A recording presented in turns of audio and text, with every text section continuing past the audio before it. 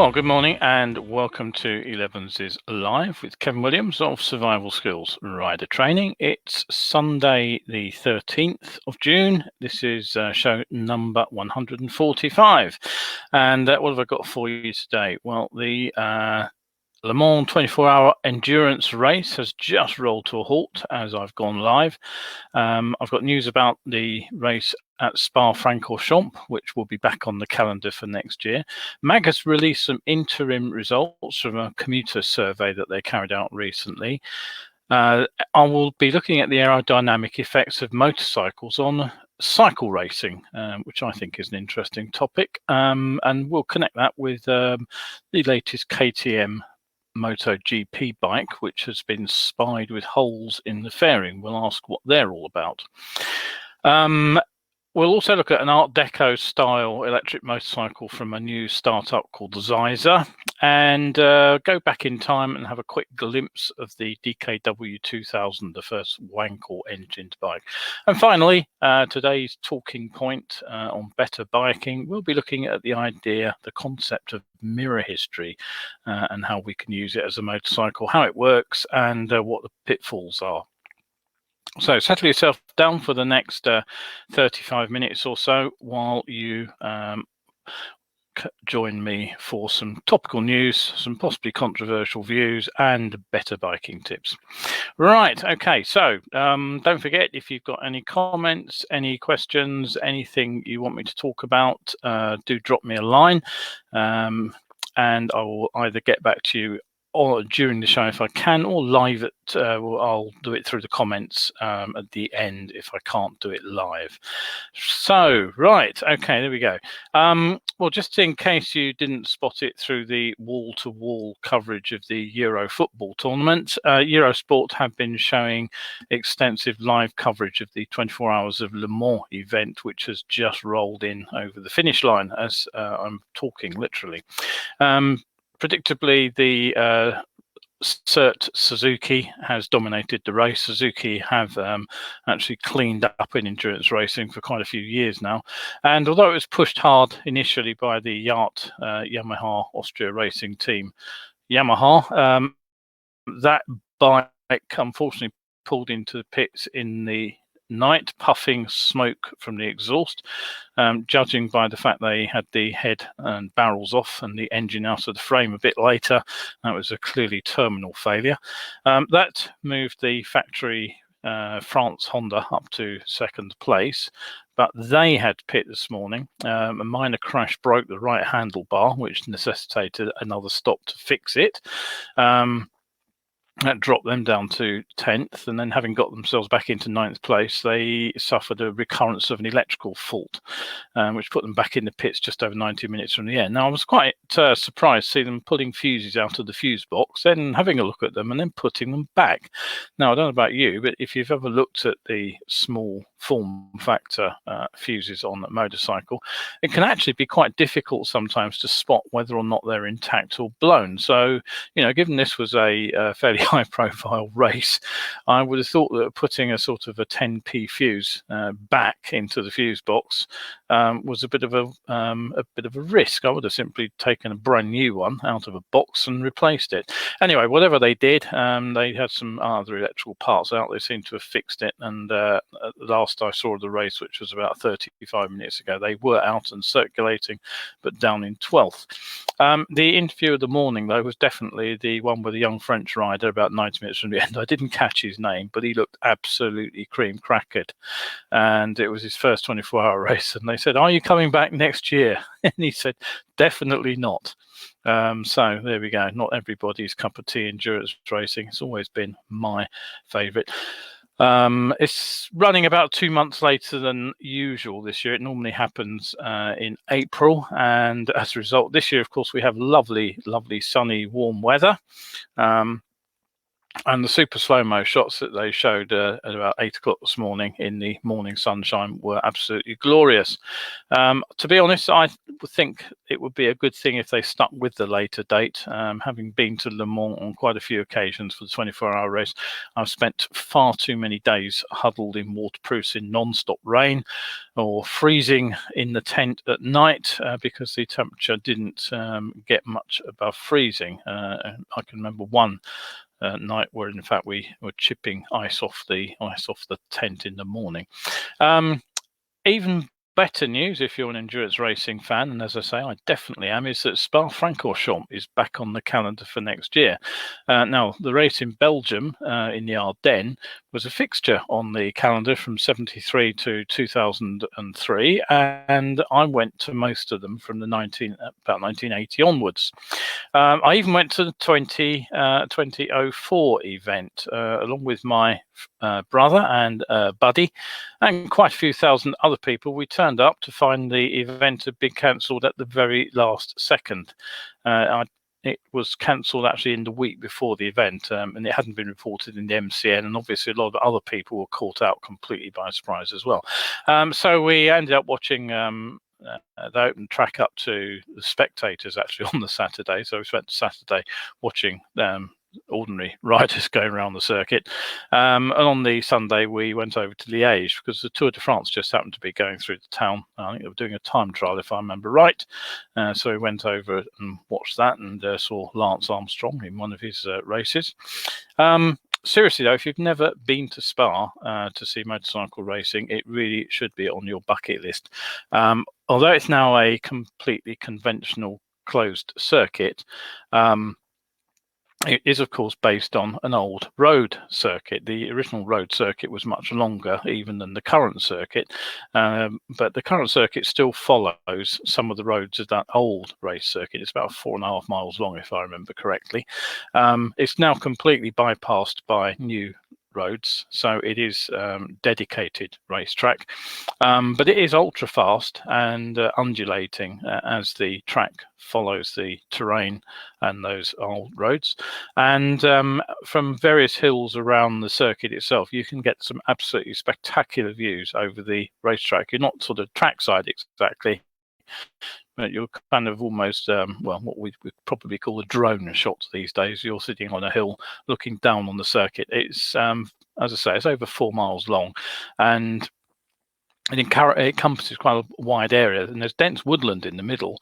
So the amazing thing is, as you're walking from one part of the circuit to another, it can take you 20 minutes quite easily because the circuit is so big.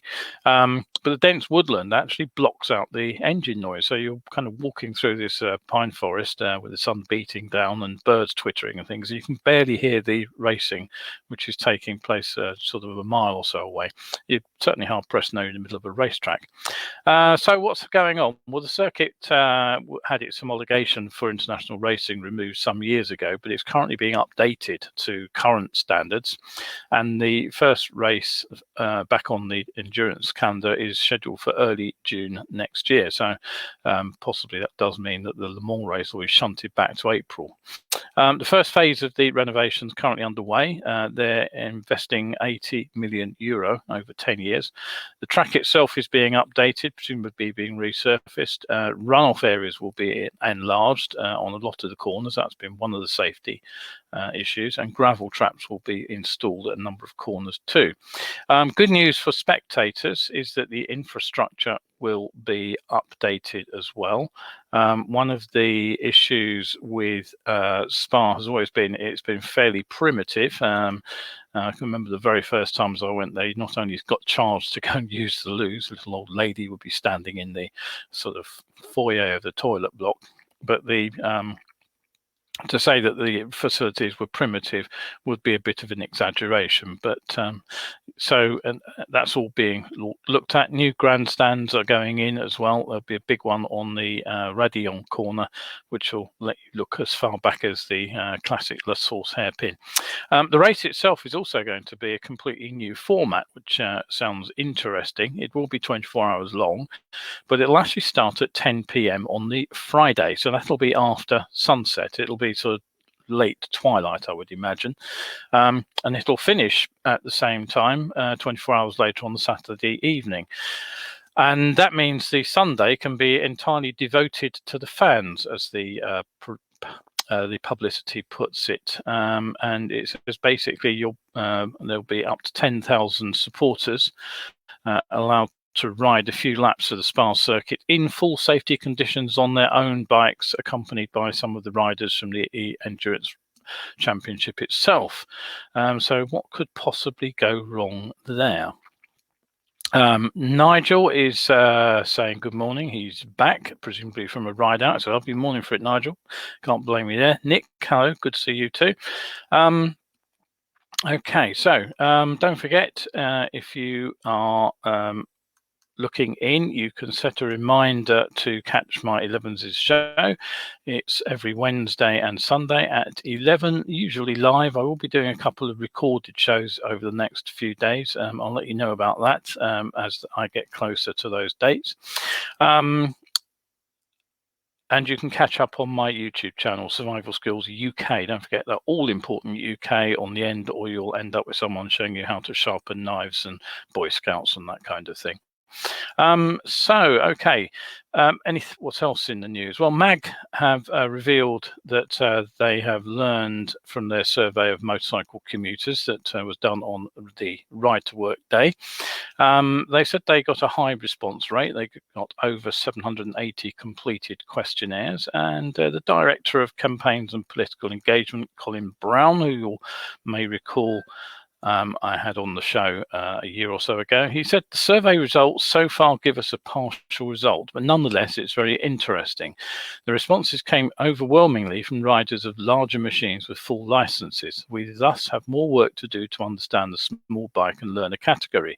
From MCIA figures on motorcycle registrations, we can deduce that we are probably only halfway to getting the full picture on commuter motorcyclists. We'll continue work to fill in this gap in the data.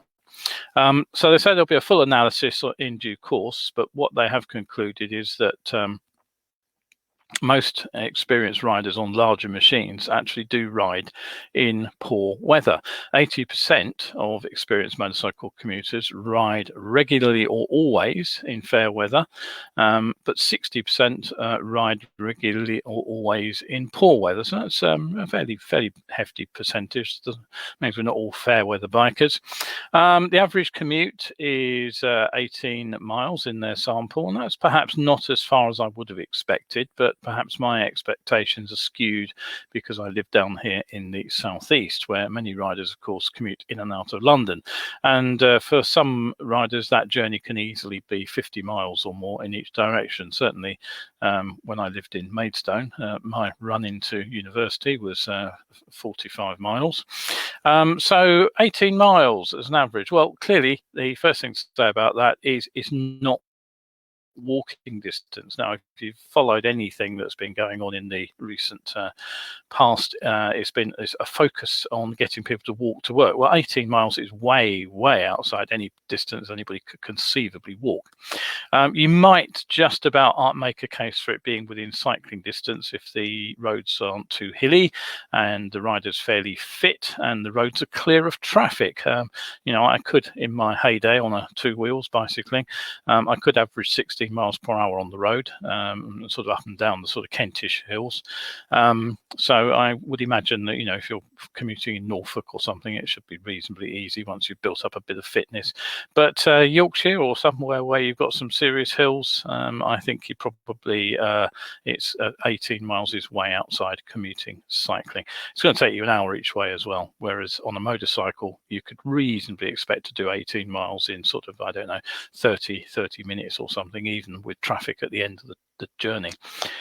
6 out of 10 of these riders also have a car, which they use as an alternate for their commute, and 20% will swap to public transport. Now, one of the things I would like to see is whether or not they asked riders if they've changed their commuting frequency, because that would give you an idea of how many riders are actually swapping to working from home. If they didn't ask it, it's certainly a question I think should have been asked. They certainly do need to understand how riders use small bikes, but the problem I can see is that are unlikely to be MAG members. And I really don't know how they can get that information unless they get volunteers to stand in parking bays and literally nab people to fill in the questionnaire as they park. Nevertheless, my thoughts are that the results do highlight the need to consider commuting as a multi-mode system, and that prioritising one form of transport over another, as is being done with walking and cycling in city centres right now, isn't producing a balanced environment for getting to work. But the one thing interesting, and perhaps meeting the classic motorcycle stereotype, is that only between 2 and 3 in 10 actually get active by walking and cycling when they're not on your bike. Now, I presume that some of those people possibly do things like go to the gym. But frankly, it's not a bad way of getting fit, and it's pretty cheap just to go walking. So, if you are a motorcyclist, habitually you're sitting on your backside, not getting a lot of exercise while you're riding. Do go out and try and do something a little bit more cardio active. Now, one of the things that I do like, I don't do as much of it as I used to. In fact, I haven't done much at all in the last couple of years living in London. I really ought to get the bicycle out again, but I did do quite a bit of cycling for a while, mostly off-road mountain bike cycling, but you obviously have to use roads to get from A to B, and I still enjoy watching cycle racing. Some people think it's about as exciting as watching paint dry, but I'm always glued to the coverage of the big stage races on TV, and I occasionally pop out and watch a race at the side of the road. I've been to quite a few of the events, Vuelta, Giro, Tour, of course, and a number of the other races, including some of the Belgian one-day classics, which are always quite interesting. Trouble is, of course, you don't see a lot of it at the side of the road. So one of the things that we do tend to demand is lots of TV coverage now.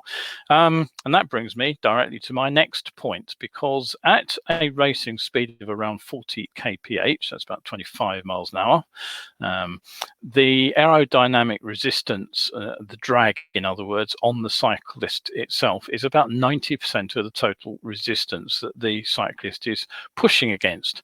So not entirely surprisingly, there's been a huge amount of work done on how to reduce this drag. There's lots of research in wind tunnels on riding positions, which has changed the way riders actually sit on the bikes, and actually, simple things like smoothing their back and not riding with a hump in the middle of it. They have also worked on smoothing out the profile of the bikes. For many years, the UCI was very resistant to using anything other than tubular components. But if you look at modern bikes, you'll find that there are a lot of carbon fiber or aluminium elements which are actually profiled to smooth out the airflow over them. And of course, they've even changed the clothing. The helmets obviously have undergone a lot of work from the original sort of bone dome shaped things that the first riders using helmets were wearing, to very neatly shaped aerodynamic lids. But they've also switched from conventional jerseys and shorts to sort of skin suits as well. And of course, as we all know, following another rider reduces drag. And if you've watched cycle racing, you'll undoubtedly have spotted riders trying to draft the motorcycles, as in this picture here. Whoops, wrong thing, add to stream, there we go. There's the camera bike on a sort of fairly narrow piece of pave, and the sort of breakaway group of cyclists ahead of it with cars behind. So how much benefit do you actually get from sitting in the slipstream of a motorcycle? Well, somebody has done the research. There's a paper called The Aerodynamic Benefits for a Cyclist by Drafting Behind a Motorcycle. It was published in Sports Engineering last year. So the motorcycles there carry various race commissars. There are live TV cameras, of course, and there are also photographers sitting on these bikes. And on many races, you'll also find motorcycles carrying water for the riders and also spare wheels. So there are lots of bikes up and down the peloton. and they often get either riding in front of individual racers or embedded between groups of cyclists, like you can see here. So now, although the moto riders are actually encouraged to keep clear of the bikes, mostly a result of some unfortunate collisions on some high-profile races in the last few years, the current rules of cycle racing do not prevent the cyclists from drafting the bikes, and you'll frequently see a motorcycle go past a group of riders and immediately the cyclists dive into the slipstream to get as much benefit as they possibly can. So how much did it actually benefit them? Well, the researchers used wind tunnel measurements and numerical simulations to produce power models, and they showed that the drafting can have actually significant reductions in the amount of effort the cyclist needs to put out to maintain speed. And of course, that can all be translated into gains in time. So at a separation distance of 2.64 meters, so at more or less at the moment the bike goes past the rider, an isolated cyclist can actually reduce their drag down to 52% of what it was if they were riding in clean air. And that's a fairly astonishing reduction, actually. At 10 meters, the drag is down to 77%. At 30 meters, it's still reduced to 88%. And even at 50 meters, which is quite a long way ahead for the motorcyclist, there's still a reduction. The drag is reduced to 93% of that of a cyclist in cycling in clean air. So how does that translate to time benefits? Well, for the three distances over a kilometer, they calculated it as being 12.7 seconds, 5.4 seconds, 2.7 seconds, and 1.6 seconds. So even following 50 meters behind the bike, the rider can still be picking up a second and a half in a kilometer if he maintains the same power output. What's even more surprising, and it was discovered by another paper, which I haven't got the name to, the drag can actually be reduced riding ahead of a race car or motorcycle. Now, cars are present in the race for numerous purposes. There are obviously the team cars, there are neutral sport vehicles, there's the commissaire and race referee sort of activities, there's traffic management, there's information, doctor, police, press, you name it, there are cars for just about everything in the peloton. So if a team car is following their own cyclist, how much benefit do you get? Well, it's not as much as you do from drafting, but it's still surprising. If team car is 3 meters behind the rider, that rider is getting a 3.7% benefit in terms of reduced drag. At 10 meters, it's 0.2, so that's negligible at 10 meters. But basically, it means if the team car is following the rider pretty close, which you do see when riders are trying to catch up in the event, they will be getting a significant benefit. It's a smaller benefit if it's a motorcycle, not surprisingly, but basically this is due to the fact that the moving vehicles kind of pushes the air ahead of it, so that does help the rider. All right, so what about the other situation that we find in a cycle race? Where a rider is being filmed from the side, as we see here. Well, again, the researchers at the University of Eindhoven in the Netherlands have been doing the studies, and they found that now there is a significant reduction in the benefit to the rider. The actual motorcycle creates drag for the cyclist. And it's quite significant. They checked a whole range of different sort of parallel and staggered positions, but they found that when the motorcycle is between 1 and 2 meters and to the side of the bike, so in the similar position to what you're seeing here, where the cameraman is trying to get a close-up view of the rider, the drag is actually increased by between 5 and 10%. So they calculated for a rider cycling at 46.8 kilometers per hour alone and in calm weather, a 10% increase in drag would result in a loss of 2.16 seconds per kilometer. Now, if you're out on your own at the front of a race and you're obviously the focus of attention from a camera bike like this, you could lose 21 seconds over a 10-kilometer period if the moto stayed alongside the rider. So if the moto is ahead of the cyclist, the racer benefits. If there's a car directly behind the rider, there is a benefit, but it's a much smaller one. But when the moto is filming close up alongside, then the actually hindrance. On the theme of aerodynamics, we probably all know that most motorcycles are about as aerodynamic as a brick when it comes to airflow. So for many years, of course, the same kind of goings on have been happening with motorcycles to try to make sure the motorcycles are flowing air over them as much as they can. And the latest KTM, which has been seen out on the track at Barcelona in a test. There is a picture of it. Let's see if I can zoom in a little bit. There are some areas of interest on that bike. You can obviously see the rider's riding position, which is smoothed into the bike as much as possible. Elbows and knees tucked in, back flat, bum sort of level with that tail hump, all trying to flow air smoothly over the bike. But you'll also see that there are some winglets, which are circled. There's a winglet down just by the rider's sort of shin, but there's another one down on belly pan, which I've not seen before. And the other thing that it has, which is quite interesting, is it has a series of holes in the fairing. You can see, I can zoom in there, and you can actually see those holes drilled in the fairing. Now, the wings are there to create some downforce. The problem seems to be that when the bike is going through a high-speed corner and is leant over, it's actually acting as a bit of a wing itself, and it's generating some lift, which reduces tire grip, particularly at the front. At least that's what I understand. If I'm wrong, I'm happy to be corrected.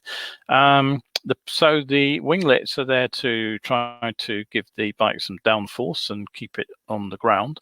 But the problem with any wing is that it creates drag, and the more aggressive the wing in terms of downforce, the more it reduces the bike's top speed. And crucially on motorcycle races these days, it increases fuel consumption. Now there are strict fuel limits. So there's a trade-off. So what are those holes all about?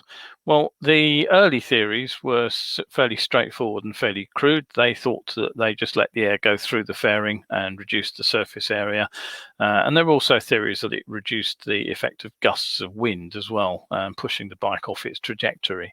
But as far as I know, they're a lot more subtle than that. The airflow actually bleeds through the holes. And what it does is it creates a sort of, as far as I understand it, a laminar layer, as it's called, of air which flows over the surface, and that helps prevent turbulence. So it's basically, again, it's a technique for smoothing airflow.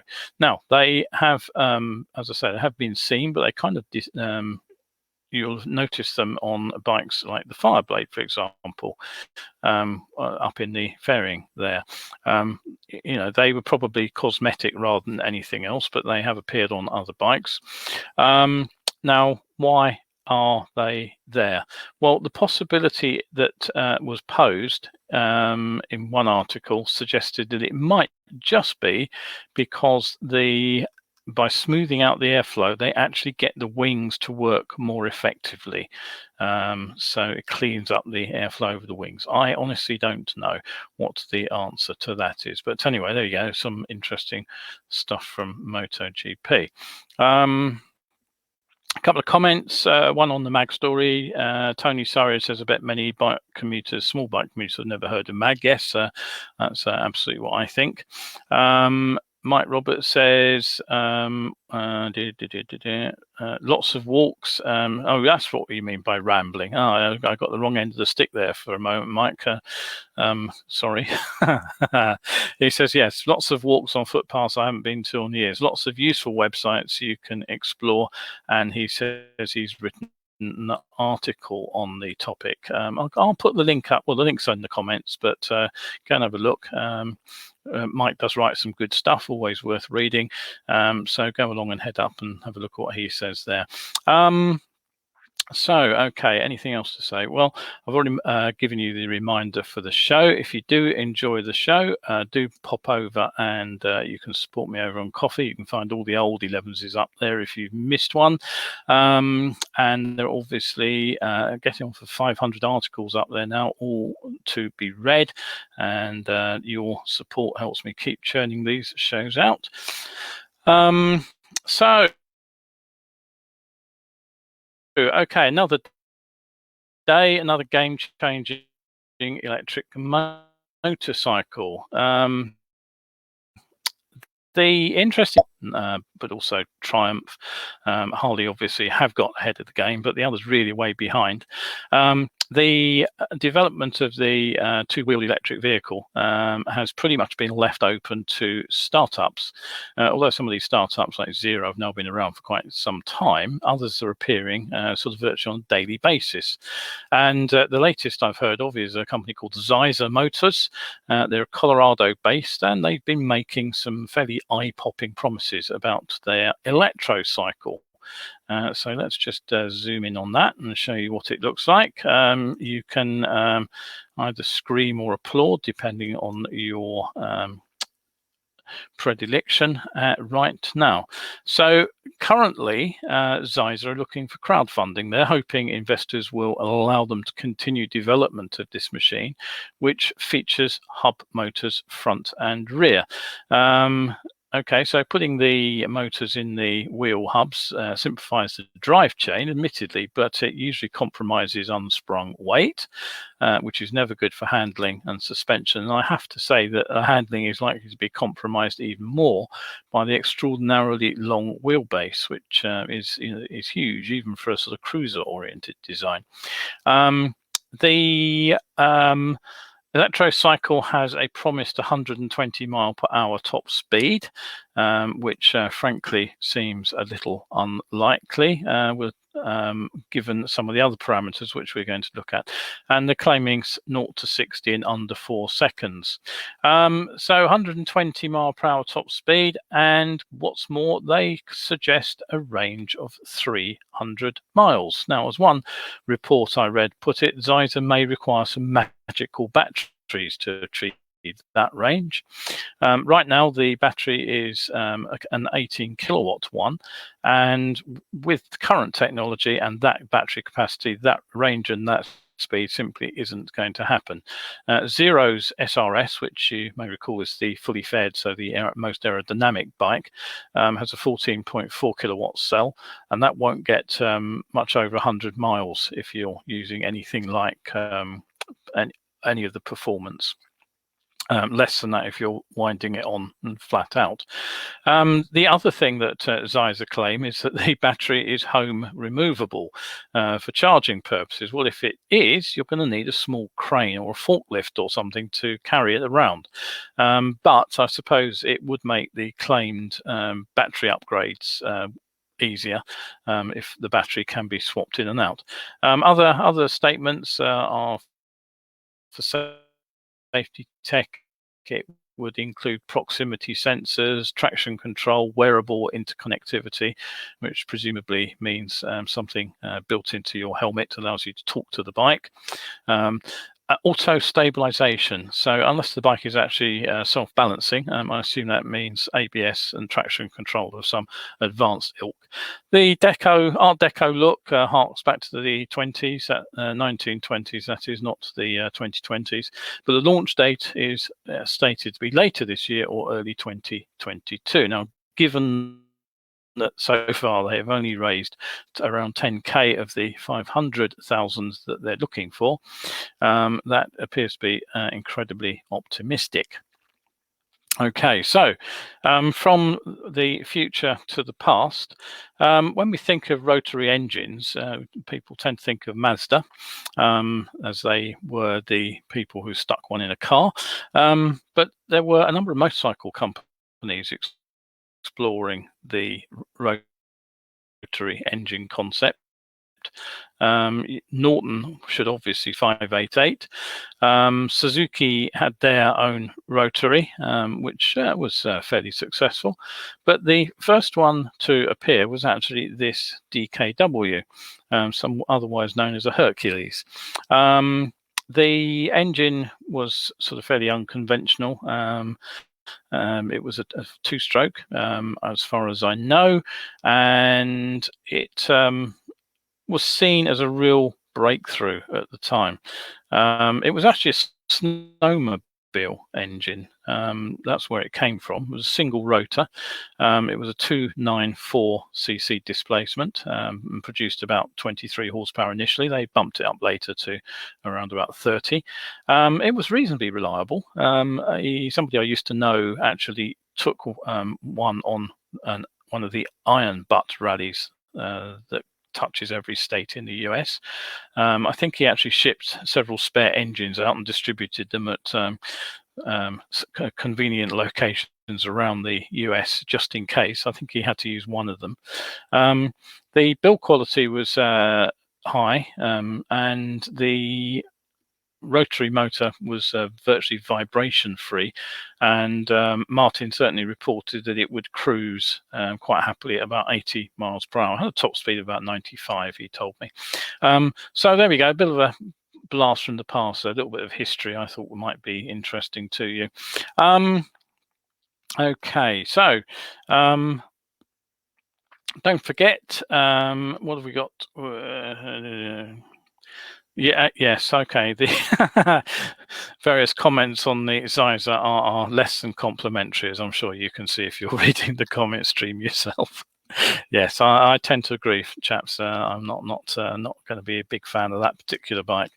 Right, so okay, as usual, we finish off the show with something to do with better biking, and this time last week I was talking about the concept of the shoulder check, the blind spot check, the head check. It has a number of different names. The lifesaver.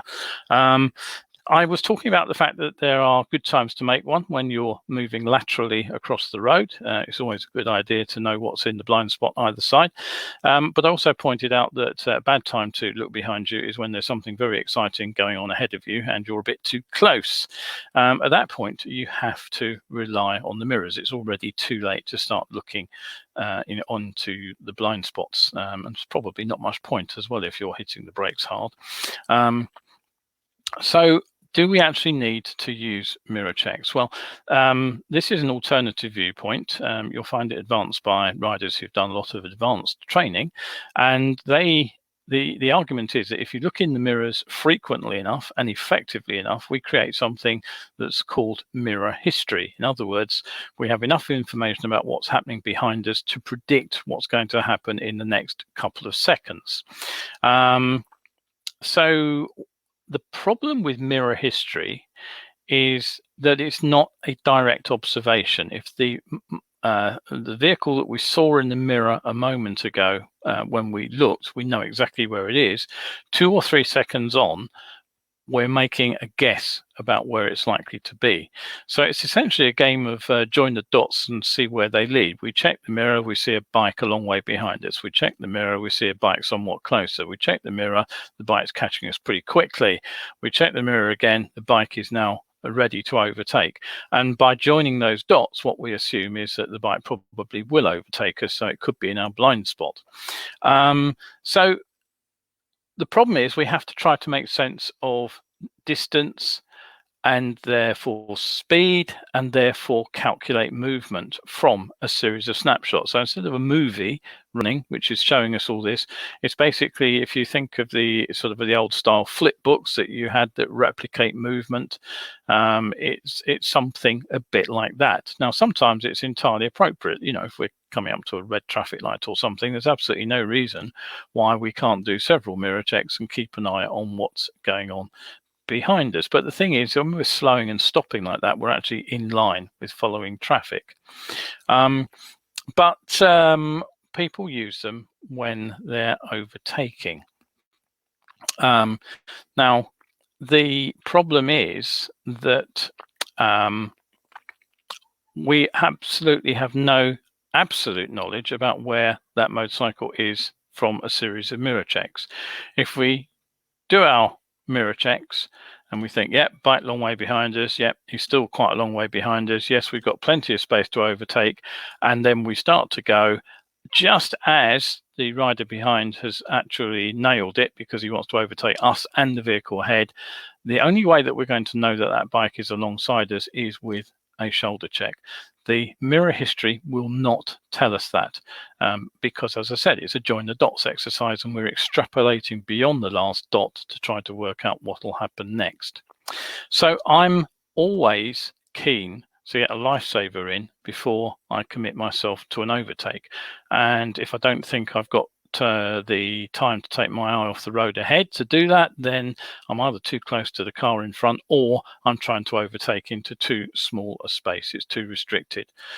Simply back off, give yourself more space, don't take tight overtakes. At the end of the day, that mirror check there could give you the clues you need, but there is always that risk that somebody will be alongside you after that final mirror check. It certainly happened to me on one occasion, and it was only the blind spot check that let me know that the rider had absolutely nailed it into an overtake and was trying to get past both of us. Now, something else that somebody suggested was what he calls the guillotine overtake. Sorry, the guillotine when he's turning right. So basically, if he's in the middle of the road and there's a car coming towards him, then what he would say is that that car basically slices off the opportunity for anybody to come up on the rider's right. So there's no need to make a right blind spot check before committing to the right. However, I know what I would have done when I was dispatch riding. I would probably have timed my arrival just to be right behind the rider at the exact moment that car went past, and I would be carrying that speed into the space the car left behind it. So the rider who is moving off from stationary would have no idea I was coming up and was about to use the space they were going to turn into. It was a technique that most dispatch riders used on busy roads, usually with cars, but occasionally with motorcycles. So unless you do that blind spot check, you won't know that that vehicle is there. So there was a video which unfortunately I can't find anymore, otherwise I would have given you a link to it, but basically what it showed was a rider in Australia overtaking a bus. Now, he did good checks before he moved out round the bus, but what he ignored was a blind spot check left as he pulled back round the front of the bus, because the next thing he was going to do was turn left into a junction just in front of the stationary bus. But a scooter rider had the idea of passing him on the near side, having followed him round the bus. And so as the rider slowed to make that left turn, there was a collision. And again, all it needed was that blind spot check to double check the road was actually clear. So, okay. The thing I will say is, if you are told that it's dangerous to take your eyes off the vehicle in front to look over your shoulder, then the rationale is flawed. It simply means that the following distance that riders are using behind the vehicle in front is too close. I tend to sit fairly far back, and as I said, that means I miss some overtakes that other riders, advanced riders, will tell me we're on. But at the end of the day, by holding back, I am making life a lot easier with respect to what's going on in front of me. I've got much more time to think about what I'm doing. I'm not putting the driver in front under so much pressure either, because one of the things that riders forget is that when we're close behind a car, the driver in fact starts watching his mirrors, wondering what the bike's going to do next. So if we back off, they get on with driving their own drive rather than worrying about us. And never forget that when people say it takes too long to look over your shoulder, it also takes time to look in the mirror properly. And in fact, if you do what I suggested last time out, look in the mirror and then follow it through into a blind spot check, it doesn't actually take very much more time than the mirror check alone. But what it does is it makes absolutely certain that there's no one sat in your blind spot. All right, okay, that's it for today. It's gone on just a little bit longer than I'd anticipated. Tony has said Lifesaver is a perfect name. Yes, it's the final and most important check. Paul has said, how about using blind spot mirrors? Distortion is my main issue with those. They can tell you some things there, but it's very difficult to get speed and distance and position out of them because they are so distorted. For the same reason, I don't like the multiple shape lenses on cars because they make things look a lot further away than they really are when they're actually up in your blind spot. And Paul also has looked in and he says he's been out for a spin on the bike. I don't blame you, Paul. It's a lovely morning out there. I think my job today is to go and change the rattling, horrible chain which has developed a tight spot, which is something I might talk about in another show. All right, okay. So thanks for everybody for looking in. Catch you all again soon.